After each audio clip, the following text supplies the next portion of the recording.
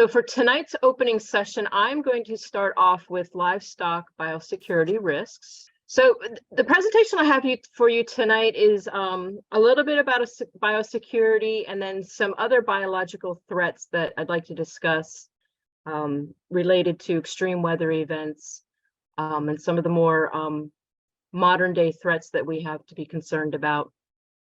But the first thing I'd like you to think about is, what is the definition of biosecurity?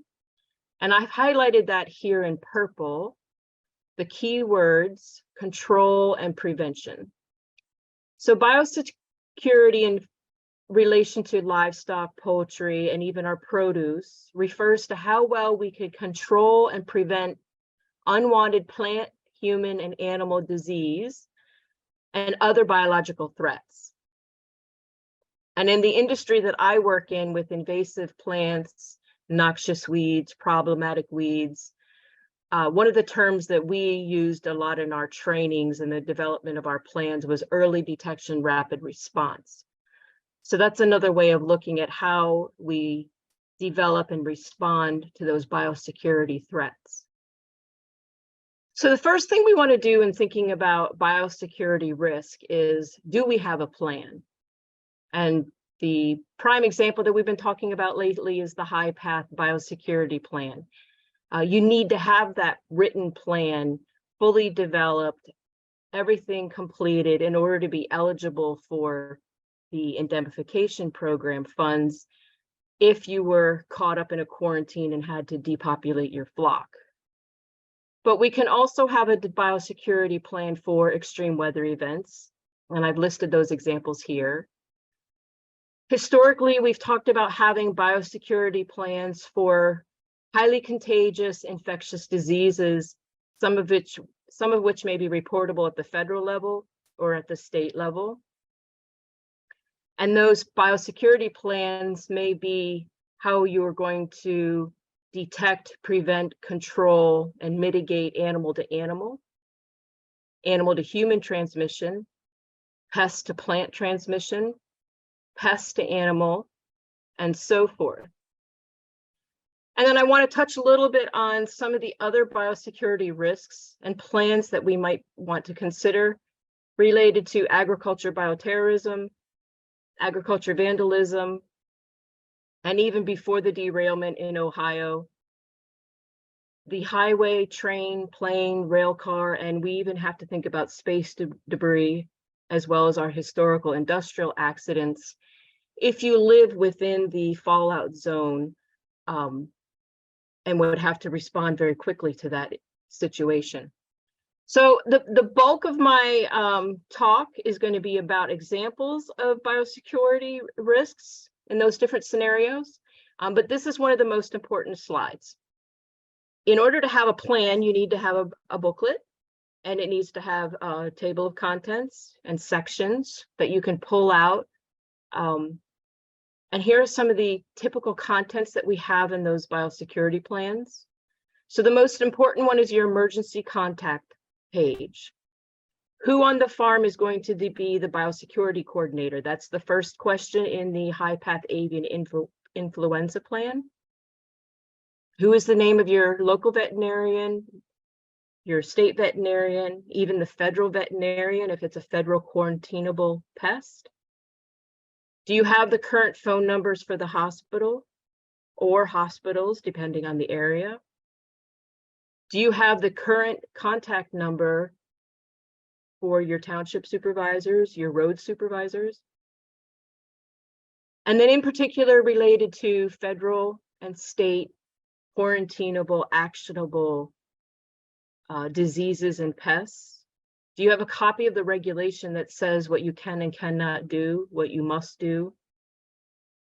These are very important if you are thinking about how you're going to cover some of the costs and be eligible for any indemnification funds. You may want to have a copy of the USDA FEMA Emergency Program disaster benefits, which go into great detail about in the event of this scenario, and these plans might be decades old or they might have recently been updated, so you want to have the current one. And in the plan book, you want to have a prevention plan. So for high-path avian influenza, there needs to be a map. The map delineates a line of separation so that you're not tracking the disease on your shoes, on your boots, on vehicle tires, anything coming in and out of the poultry barns. Step-by-step instructions on how you're going to prevent the disease from spreading, how you're going to sanitize, how you're going to train employees, how you're going to manage visitors. The most important one for preventing the spread of a disease, whether it's within livestock or even within the poultry and the commodities, is that vehicle movement, tire movement. And a section for managing manure and composting as we try to prevent the bacterial from sporing or the disease from spreading in the wind or with other weather movements. There's also going to be a section of your plan for management, depending on what steps you want to take or whether they're defined in the regulation. There's another section for mortality, which most of that's outlined in any of the regulations. You may have some local steps that you need to take. Maybe you have an ordinance in your town that you can't bury. Maybe you have an ordinance that you can't burn without a permit.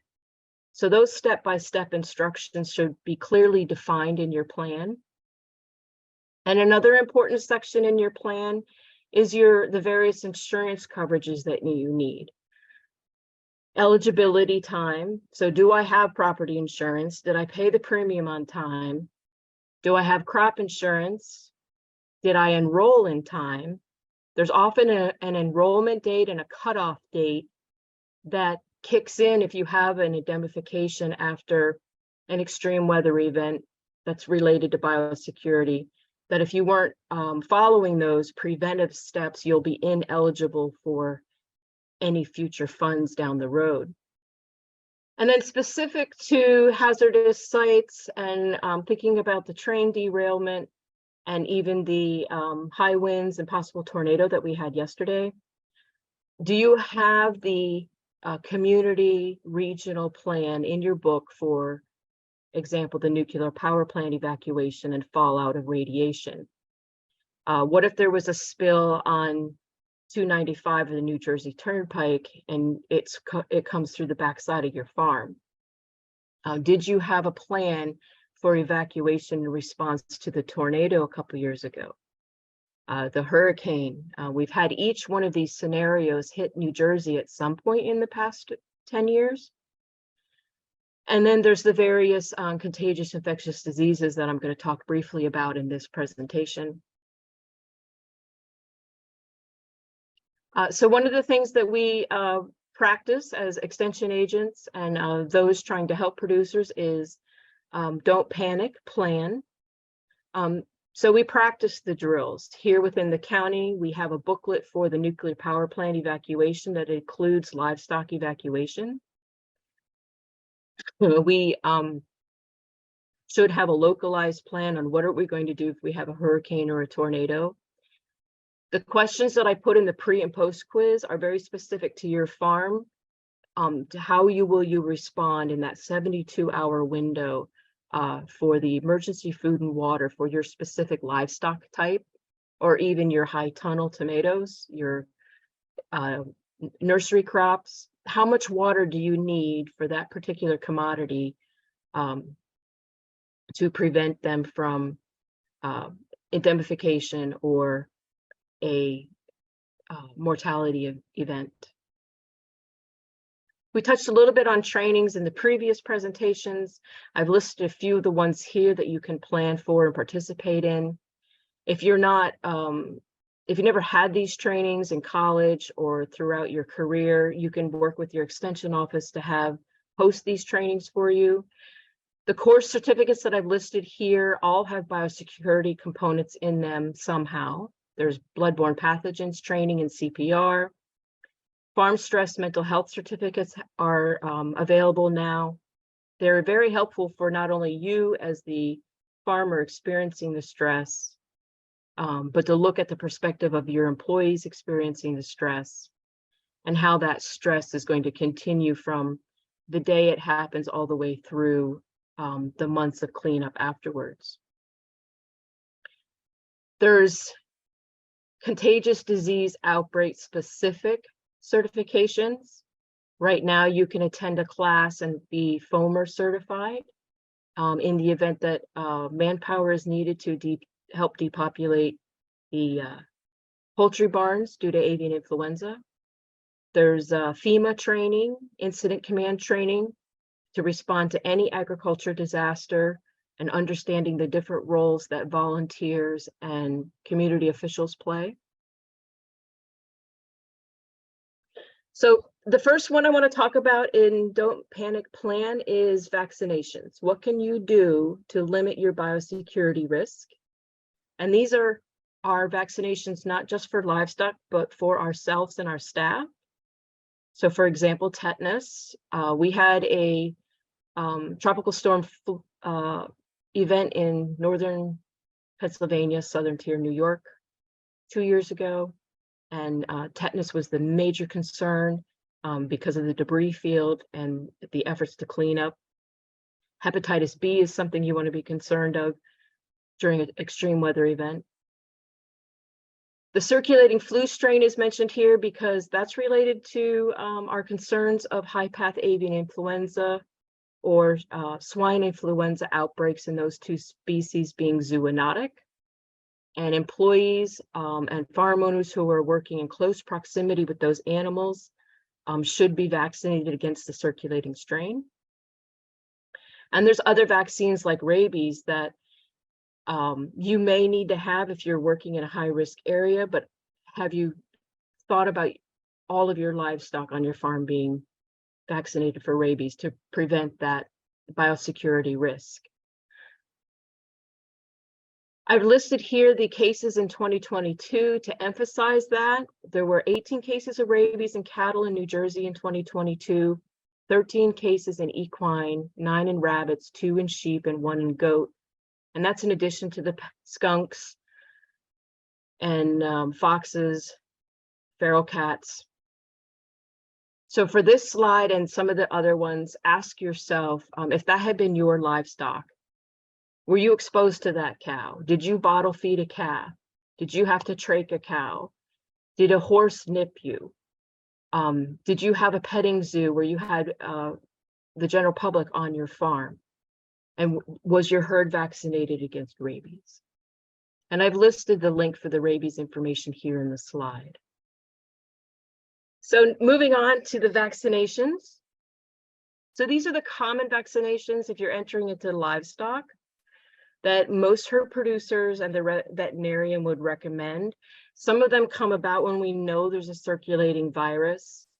Some come about when we know that there's severe weather events putting strain on the cattle. But most of these diseases are either respiratory contagious or are causing contagious reproductive abortions, causing brucellosis and leptospirosis, tuberculosis. Those are all big concerns in our reproductive animals that if we start out with those vaccination programs on a regular basis, we can try to prevent that outbreak in our herd. And then we have the international pandemic diseases that could be an outbreak. The ones that I've listed here are examples. Foot and mouth disease is a concern in foreign countries that would be notifiable in the United States. We've rarely had foot and mouth disease outbreaks. We've never had lumpy skin disease outbreak. That's a pox virus outbreaks, whether it's cowpox or goat pox. It devastated Southeast Asia last year with hundreds of thousands of cattle dying from the pox itself, with very little treatment available. Anthrax is another vaccine that in the event of an outbreak, cattle can be treated, but we have to be mindful of when anthrax occurs. Once the spores are on your farm, they're there for infinity. And so that's something that pops up now and then out west. If you think about cattle drives hundreds of years ago, if cattle died of anthrax in that location and the weather conditions are just right, those spores sporulate, the farmers are made aware of it, and then they vaccinate their herd. Again, keep in mind that there are USDA programs in response to these outbreaks, but they have eligibility rules. And I've listed the one for livestock indemnification. An eligible disease means a disease that is caused or transmitted by vectors, and vaccination or acceptable management practices are not available. So whether or not you get funding is dependent on how well you implemented your biosecurity plan, as well as whether there's a vaccine available. Moving on to poultry, it's not just high-path avian influenza that circulates. If you have hatchling chicks, all the way up through bringing in your meat birds, these are the standard vaccine that those chicks are receiving if they're moving across state lines. So if you're planning on raising your own chicks or buying chicks online through social media groups, be mindful of these common contagious diseases, especially when they're grouped together, and work with your veterinarian to make sure that those young chicks and pulls have been properly vaccinated. For those of you who have horses and donkeys, the common vaccinations there are rabies, West Nile virus, East and West encephalitis, and tetanus. And then in an outbreak situation, there might be others, and I've shown 2 examples here. So I've talked a lot about diseases and vaccinations and mentioned a veterinarian, and I'll put the links in the chat, or Mark has them. Perhaps he'll be able to put them in while I'm speaking. We need to have a veterinary client-patient relationship in 2023 for a new mandate referencing antibiotic use. So that mandate's not related to vaccinations, because you already can't get vaccinations unless you get them from a veterinarian. But if you're new to the livestock arena and are thinking that if your livestock gets sick, you can go to the feed store, many of those products will not be available in 2023. And you will have to have a record established with a veterinarian who knows your farm, knows the number of animals, knows what age they are, and knows their vaccination history in order to get some of those prescriptions. So in terms of biosecurity, for these next couple of slides, I just want you to ask yourself, am I prepared? So we can use the storm yesterday. If that storm had hit your farm, did you have access to and have available 72 hours worth of water for your livestock?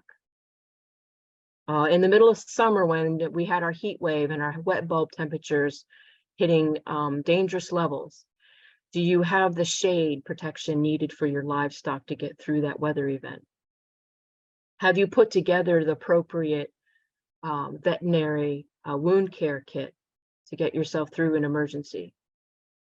And in the emergency evacuation plan for the radiation drill from the nuclear power plant, do you have an ability to keep those animals locked up inside and have access to feed stored inside, because you cannot enter or re-enter the zone until the danger has been lifted? So just to talk about what is the definition of an extreme weather event. The last Farm Bill defined an adverse weather event as extreme and abnormal weather that was not expected to happen. And in farmings, we kind of think about that every day. We're having an abnormal weather pattern right now, with January and February again being the warmest on record. But if you think backwards in time to farmers who've been in this for 10 years and think forwards in time as to what you'll experience, I've shown you a graph here of when extreme weather events have kicked in that have been eligible for reimbursement related to biosecurity, whether it was diseases or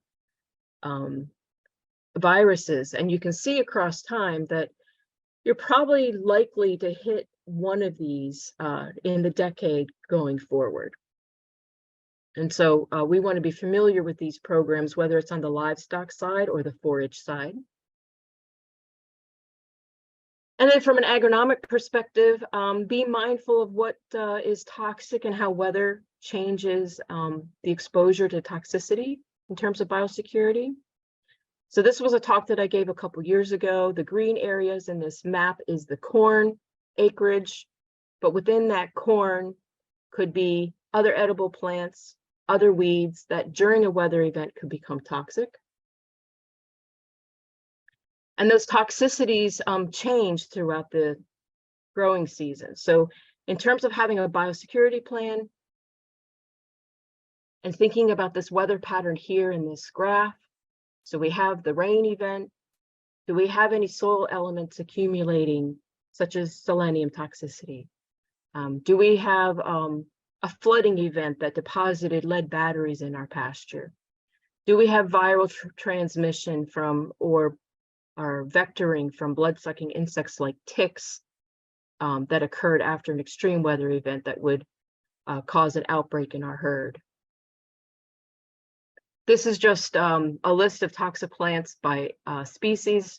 And if you have any questions about those, I can go over those with you at another time. This is another list that lists that after an extreme weather event, or in a scenario where you're forced to feed livestock something you normally wouldn't expose them to, was that fodder treated with a pesticide that had a residual? Is there a soil nutrient level in that crop that at excessive levels, it wasn't intended to be fed, but in an emergency, the livestock were exposed to it, or during a drought, those levels are getting excessively high? That can lead to a significant biosecurity event in some cases. The frequency and severity of these extreme weather events is increasing. So for your farm scenario, and think of biosecurity, what if there had been a fire? What if you were in the area that had burned for the last couple of years? What if you were in the pattern there in 2020, where in Louisiana, we're getting hit over and over and over again by different storms? And think about just the fact that organic production is very limited in the United States. So we are looking at, throughout the growing season, a significant amount of pesticides and fertilizers are in use. And each of those has their ability to be an issue for your livestock after a flooding event, especially if your pastures or your water source is contaminated. And the slides that I showed you were over the past decade, but 2022, we had a number of extreme weather events that led to specific farms having biosecurity issues, and they're listed here. And then just think about these particular events. Do you have a biosecurity plan if this weather event happened at your farm? Would you be one of the billion-dollar weather and climate disaster scenarios? Do you have a plan to mitigate that disaster in terms of biosecurity? Because with each one of these weather events comes a biological risk. This is in 2019. It's nice to see that the East Coast is not on many of these maps. This was 2020. And here's the map from 2022.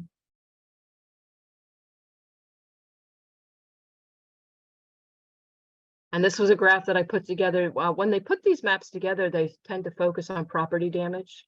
But we see an increasing number of livestock mortalities throughout those years. And that may continue as climate change shifts us into higher urban density, more fragmented environments, and just more exposure to risk. And we want to have our biosecurity plans up to date in addressing those scenarios. So the next couple of examples are, were you prepared? If you had 800 sheep die from Darling Pea toxin in Australia in 2014, did you know what to do? Did you know how to treat the animals? Did you know how to dispose of the animals? Did you know how to terminate the toxin? Mycotoxins are a big yet underreported issue for livestock producers during extreme weather events, particularly drought. And I've listed just some of the cases around the world the last couple of years. The most recent one was on the island of Jersey, so overseas. But 100 cows died from a mycotoxin event in the feed. So in your biosecurity planning, do you have a plan for mycotoxins? Do you know where it comes from? Do you know what to look for? Do you know how to respond? In terms of bacterial outbreaks, these are the most common diseases that cause high rates of livestock mortality. Again, they're weather related.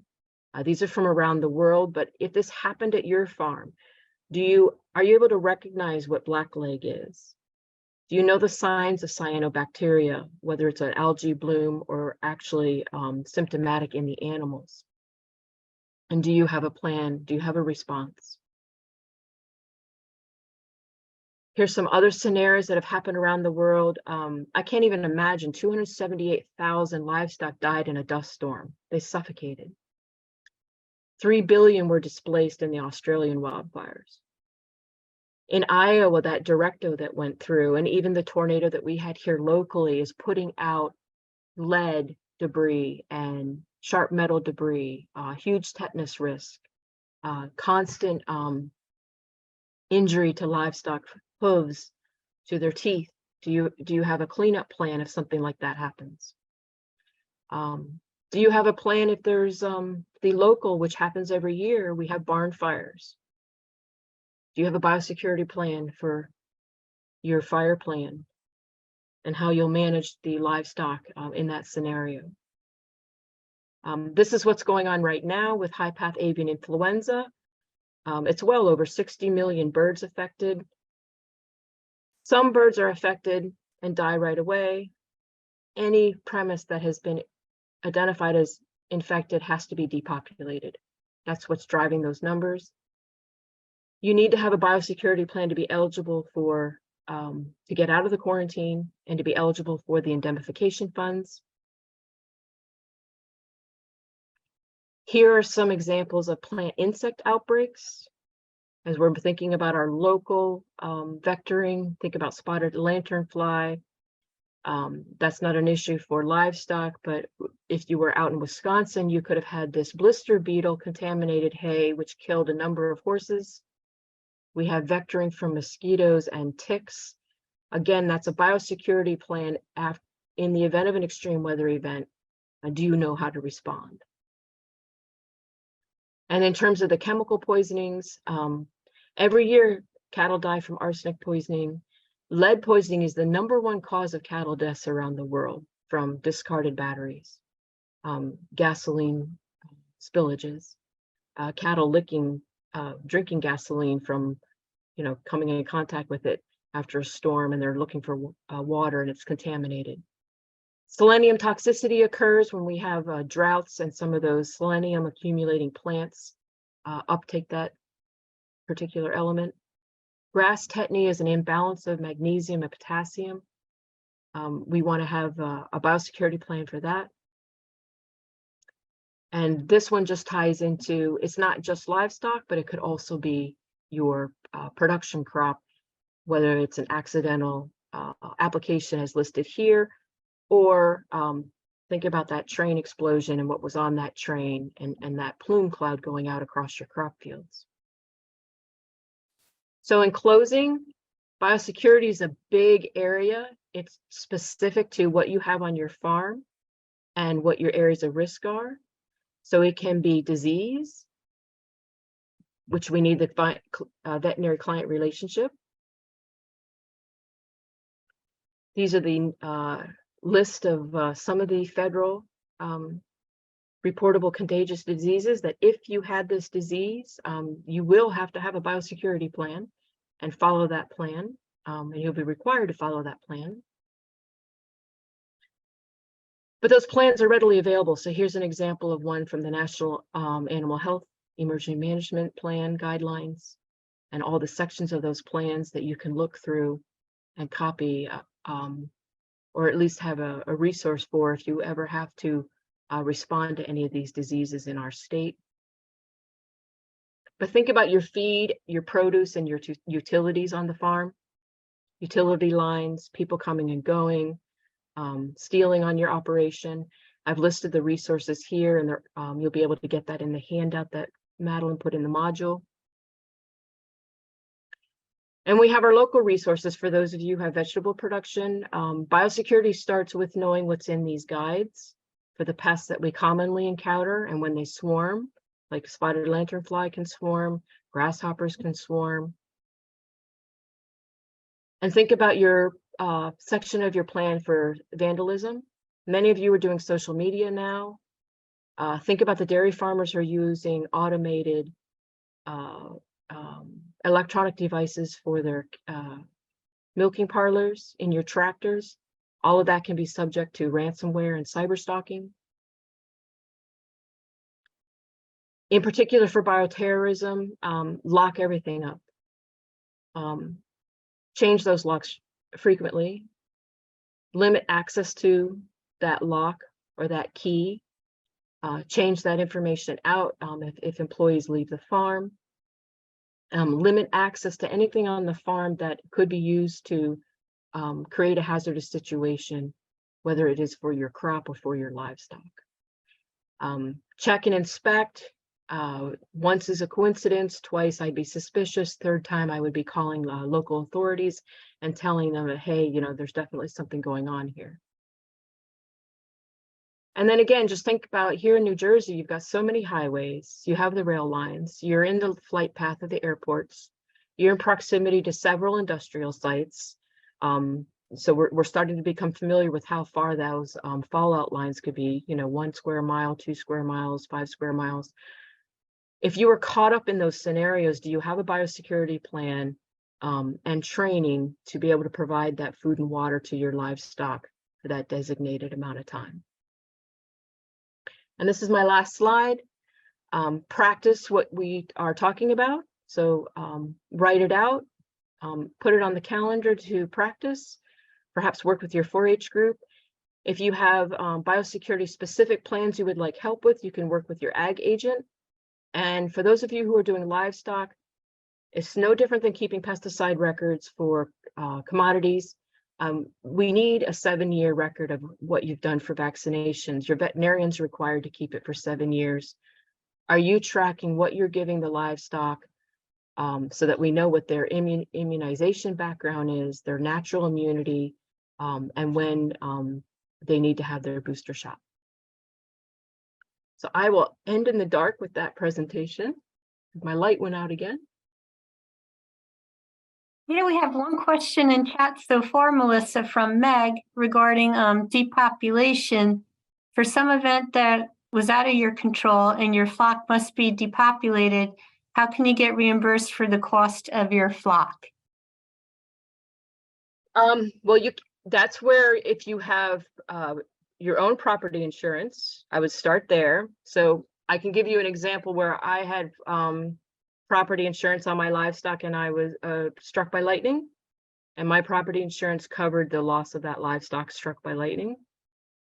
Under a federal indemnification program, though, for a contagious reportable disease, that's why you have to have a biosecurity plan now.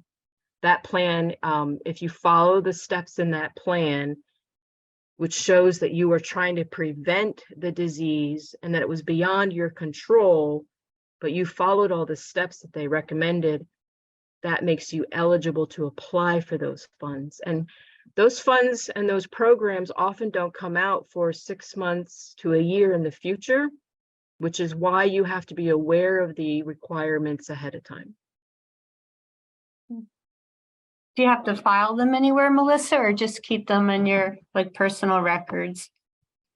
It depends on each specific plan. So for high path avian influenza, if you were to have a detection, you'd be working with the state and federal regulator, with the veterinary group, and they would be the lead on that.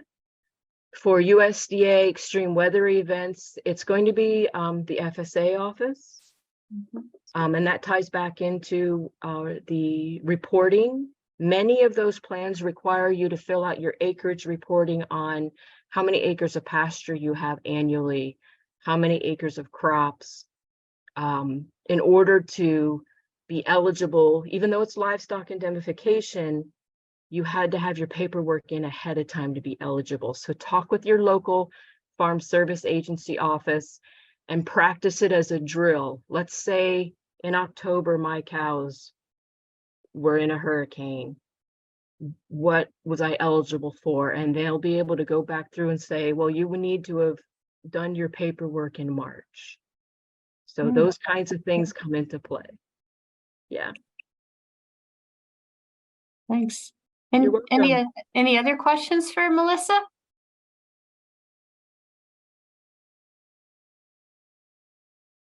All right. Well, thank you for listening to me.